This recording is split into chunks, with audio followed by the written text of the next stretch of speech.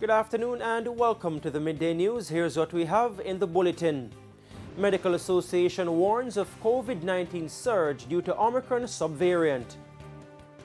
Ministry confident it can still reach 70% vaccination target by June. Later in sports, Jamaica Crocs make historic qualification to the Rugby Sevens World Cup. I'm Giovanni Dennis and here are the details. Up first, a warning this afternoon that a surge in COVID-19 cases could begin soon due to the Omicron BA.2 subvariant. It comes from President of the Medical Association of Jamaica, Dr. Brian James. Sandy Williams has the details. The Health Ministry on Sunday reported a jump in new COVID-19 cases, with 73 new cases detected on Saturday. The positivity rate has also jumped to 6.6%, up from 4.3% on Friday. President of the Medical Association of Jamaica, Dr. Brian James, says it's a sign that things are changing. He told our news team that it's too early to say a surge has started, but it's evidence that it is coming. I don't think it's reasonable to immediately label it as the start of the surge. However, we should expect an increase given the very high infectivity of the BA.2 subvariant. That wouldn't be surprising if soon there is an increase in the number of cases. We just have to hope that it is not anywhere near the Omicron surge that we had in December, January. Dr. James says Jamaicans should not think that the pandemic is over because of the relaxation of the measures. Prime Minister Andrew Holness withdrew all COVID-19 measures under the Disaster Risk Management Act, DRMA, on March 18. I think people have a little feeling out there that COVID is finished and they can do just about anything without really caring for it. And the other thing that people are apparently doing is thinking that the fact that they are tired, they have COVID fatigue, and they just can't take it anymore, that apparently they believe is some level of protection, but in actual fact it is not. The virus really does not care. The virus actually has a mission, and its mission is to replicate as much as possible. And it will do that whether you are tired, whether you are fatigued, whether or not you can't take it anymore. The Health Ministry last week confirmed the presence of the Omicron BA.2 subvariant in Jamaica. It warned that there may be an increase in the number of COVID-19 cases as the variant is highly transmissible.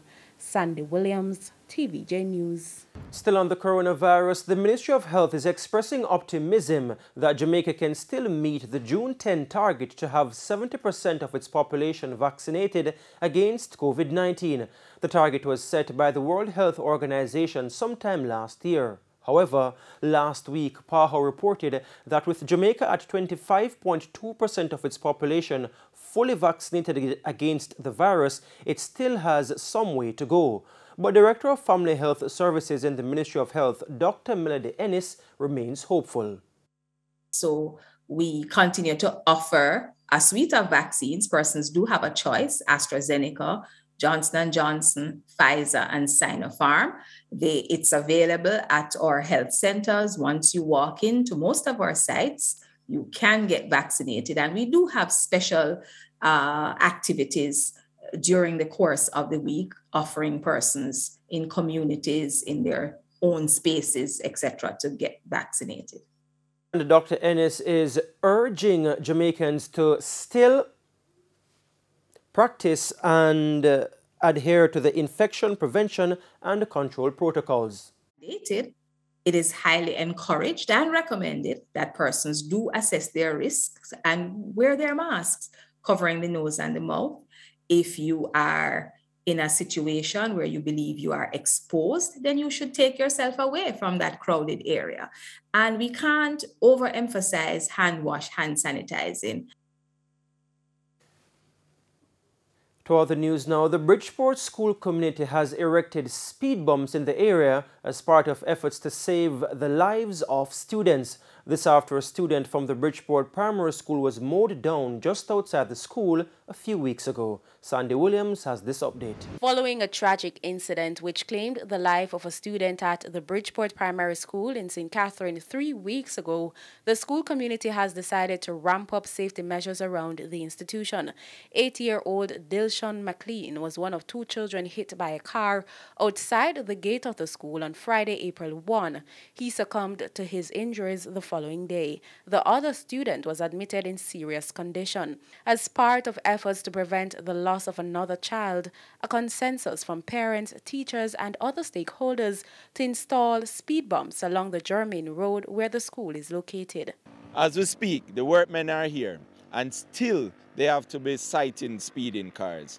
Now, it is very critical, and it is just a tragic situation that the motoring public cannot observe the fact that this is a school zone and the proper markings that were already established. And we are now provoked to actually erect the speed bumps to slow down the traffic.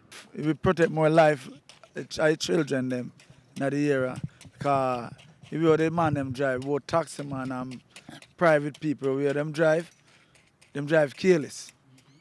So we can't afford to lose another children or another girl, another boy life.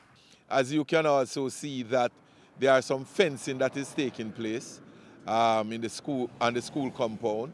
We are also looking to change the exit from where it is to the side gate.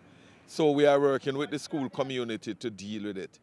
Mayor of Portmore, Leon Thomas, says the project will expand to other schools in the area. Across the municipality, we are going to meet with some of the schools that are having problem with traffic along the road to see how best we can put in some sleeping police to prevent any loss of life going further. The driver of the vehicle involved in the incident was warned for prosecution. However, the probe into the matter hit a hurdle after 2 witnesses refused to give statements to the police. Sandy Williams, TVJ News. And Kingston's Mayor Delroy Williams will be having discussions with the private sector about providing employment for homeless people. The mayor says some homeless people are already employed to the Kingston and St. Andrew Municipal Corporation, and the plan is to expand the program with the support of the private sector. Prince Moore has the details. Kingston's Mayor Delroy Williams says part of the Kingston and St. Andrew Municipal Corporation's plan is to get more homeless people employed. The municipality would have also introduced a program to provide employment for homeless persons. We have started that already. There are homeless persons who are employed to us and they are doing a wonderful job. We intend at some point to expand that program into the private sector, to have conversations with the private sector about how they could incorporate homeless persons into their employment. So that's a program that we're working on. The mayor says the corporation is also working to find additional places for homeless people to sleep at nights. We are soon to complete also the transitional facility at King Street that will increase the number of persons that we can take in at night. So that is important as part of also the protection of homeless persons, is so that far more of them can have a place to sleep at night. And we do that now at the Mary Atkins Night Shelter. The mayor was speaking at a health fair for the homeless held at Emancipation Park on Saturday. We felt that coming out of the pandemic in a more relaxed situation that we could use the opportunity to raise awareness about the issue of homelessness, but also to offer various services to homeless persons at this critical point. Right now the RGDs here, they are assisting with birth certificates.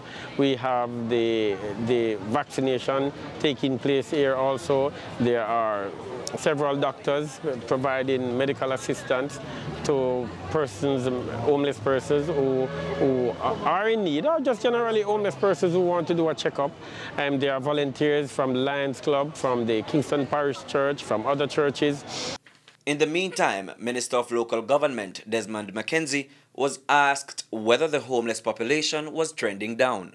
I wouldn't say trending down. The last survey, the last on-site survey that we had is probably about 2 years old. If I use downtown Kingston, I would say without fear of contradiction that we have seen an uptick in the numbers. I don't know to the full extent, but there is an increase in the numbers. Prince Moore, TVJ News. And it's now time for a break here on the Midday News, but please stay with us. We'll have much more when we return. Welcome back. We're continuing the news. The National Solid Waste Management Authority is being taken to task for its poor collection of waste in Portmore St. Catherine. As you'll hear in this report, a major part of the challenge is that of pay for private garbage collectors. Garbage collection continues to be a sore point for residents and councillors alike in Portmore St. Catherine. They complain that they have been facing the stench and unsightly pileup of garbage in the municipality for months. At the latest meeting of the Portmore Municipal Corporation, councillors again took aim at the National Solid Waste Management Authority, NSWMA.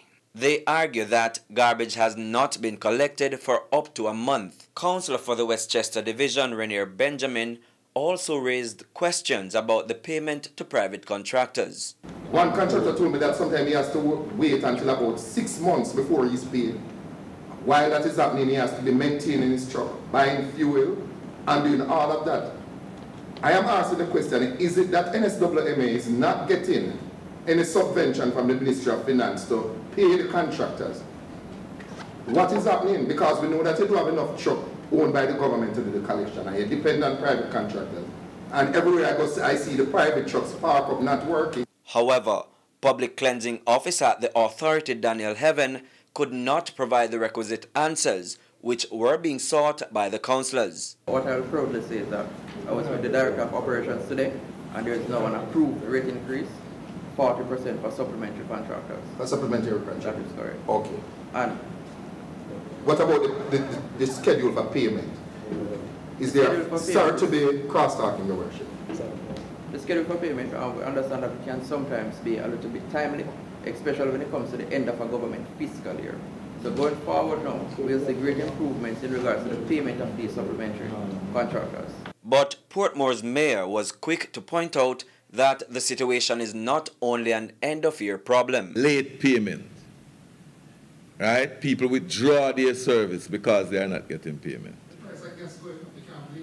And even the increase that you talk about, we're not going to see any improvement, because the late payment is going to still happening. In December, we only hold 2 periods in the bank, so that would have been 1 month. So it was pretty good coming up to that part of the year. I understand that from last year, April, right up to December, it was pretty good. We hold at least 1 month in the bank. When we came into the new procurement period, which was in January, then we started to see that delay in the payment of these supplementary contractors. When we had a meeting with the executive director, he said that he would be fighting for the rate increase. Now, as we know, with both suppliers and buyers, once you hear of a rate increase, you go in speculation. So some persons are saying based on high prices, let's wait it out. Mr. Heaven says based on that, there were limited trucks in the municipality to collect waste. He says based on the agreements with private garbage disposal contractors, some 15 units are to be within the municipality on a daily basis. However, due to back pay issue, there were 3 to 4 trucks on any given day. Prince Moore, TVJ News. A taxi operator is dead following a motor vehicle crash in Black River, St. Elizabeth this morning. The dead man has been identified as 39-year-old Max Graham from Watchwell District in St. Elizabeth.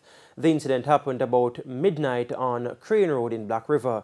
It's reported that Mr. Graham was traveling alone in a white Toyota Noah River when he hit a light pole. He was flung from the vehicle on impact. It's further reported that the vehicle fell on him and he died on the spot. He wasn't wearing a seatbelt. And it's now time for the Business Minute with O'Shane Masters. Cygnus Real Estate Finance says it secured tenants for 3 of 5 floors in its One Belmont office solution in St. Andrew. The company says it's received strong interest to fill the remaining 40% of space left in the 9-story building being constructed at a cost of 3.7 billion Jamaican dollars. Cigna says the project remains on track for completion in 2023. The board of Fosterage will decide this week whether to do an additional public offering or shares or a rights issue as it seeks a fresh round of equity funding. The company says it's hoping to go to the market by August for the funds. According to CEO Cecil Foster, shareholders will decide how the company proceeds at the next annual general meeting following the board's expected April 28 decision. They will vote on a stock split of both the authorized and issued shares at the annual meeting, which is anticipated to happen around mid-year. And that's it for the Business Minute. I'm Shane Masters. And it's time now for the top regional and international stories with Sandy Williams. In the region, UNICEF is calling for governments in Latin America and the Caribbean to urgently strengthen or re-establish routine immunization programs, develop campaigns to increase vaccine confidence, and implement plans to reach all children and adolescents and their families with vaccination services, especially to the most vulnerable who do not have access to health services due to their geographic location, migratory status, or ethnic identity. This following a report by UNICEF and PAHO that the complete vaccination schedule for diphtheria, tetanus, and pertussis DTP3 in the region has dropped from 90% in 2015 to 76% in 2020. UNICEF Regional Director for Latin America and the Caribbean, Jean Goff, says the decline in vaccination rates in the region is alarming and puts millions of children and adolescents at risk of dangerous yet preventable disease. On the international scene, Nigeria has been plunged into shock and trauma after more than 100 people were killed in an explosion at an illegal oil refinery in Imo State overnight into Saturday. It is not yet clear what caused the explosion. Dozens of people were thought to have been working at the refining plants when they were caught in the huge fire. Many victims were burnt beyond recognition. According to the National Emergency Management Agency, the number of people killed stands at 109. However, the death toll is expected to rise as emergency workers go through the scene. The police are looking for the owner of the illegal refinery. President of Nigeria, Muhammadu Buhari, has since described the incident as a catastrophe and a national disaster. And those were the top regional and international stories. I'm Sandy Williams. And we now head to a quick break. When we come back, Simon Preston will have the Midday Sports. Welcome back. It's now time for Midday Sports. I'm Simon Preston. Jamaica's men's rugby sevens team are still reveling in their history-making World Cup qualification in the Bahamas on Sunday. The Crocs created history by becoming Jamaica's first male sports team to qualify for 2 World Cups. Jamaica secured qualification after defeating Bermuda 24-5 in the semi-finals of the Americas Championship. The Crocs finished second after falling to Canada 29-12 in the final. Conan Osborne missed the tournament due to injury but travelled as one of the assistant coaches, and he says Coach Waisali Serevi was key in helping Jamaica qualify. 4 years ago we had an ambition to be the first men's team to make it back to a World Cup, and we've just been building and yes. Here we are. It's great to have this man with us. And the boys have just put it in. I think some of the play this weekend, we've been nervous, but as we've gone through it, we've just built on. And from day one, we said Canada is our target. We want to win gold. It's not just about qualifying. Yes. So last time we went to the World Cup in the comp games, we were just there to participate. We're there to compete this time, and we couldn't be happier. Jamaica have also qualified for the Commonwealth Games for the second time. This is also a record for any Caribbean nation. The Crocs are slated to return to the island on Tuesday evening.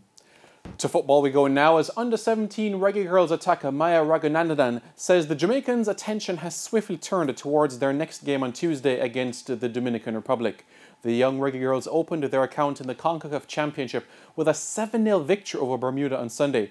Raghunandan says she's looking forward to the next 2 games. Left side of the box, Jamaica. That one trickles past Davis. Will Seaton get there? Yes, she will. And that I'm feeling good. I think we're a really good team. Today was a good game. I think Dominican Republic is going to be tough because it's their home stadium, but that just makes it even more fun. And Canada is going to be tough, but I think we can take them all if we play the way we played today. 7 o'clock. Here comes the ball. Tuesday's match against the Dominican Republic kicks off at 6 o'clock. Back locally now, as 7-time winners Portmore United will battle Waterhouse in action from the Jamaica Premier League at the Anthony Spalding Sports Complex this evening. Portmore are 8th in the table on 16 points, while Waterhouse are 3rd on 30. Kick-off is at 7:30. At 3 o'clock, league leaders Dunbeholden will battle Malines United. And across the Atlantic, as Crystal Palace will battle Leeds United in action from the English Premier League at Selhurst Park this afternoon. Palace are 14th on 37 points, while Leeds are 16th on 33. Kick-off is at 2 o'clock. On Thursday, Manchester United will host Chelsea. And that is it for your Midday Sports Report. I'm Simon Preston. Giovanni, it's over to you. Lovely to see the confidence from the young reggae girl in that interview there, Simon. You know, we can take them all with the way we're playing. Indeed, yeah, quite a quality unit. They're really going from strength to strength. Another victory, and they'll basically be guaranteed second in the group. So good momentum moving forward for the team. Okay, that's good news for Jamaica all around then.